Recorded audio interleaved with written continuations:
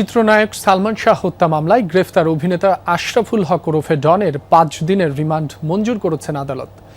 বৃহস্পতিবার দুপুরে ঢাকার মেট্রোপলিটন ম্যাজিস্ট্রেট জুয়েল রানা শুনানি শেষে এই আদেশ দেন। সকালে কারাগার থেকে ডনকে আদালতের হাজতখানায় নেওয়া হয়। সিআইডির তদন্ত কর্মকর্তা মোহাম্মদ মুজিবুর রহমান জিজ্ঞাসাবাদের জন্য ৭ দিনের রিমান্ড আবেদন করেছিলেন।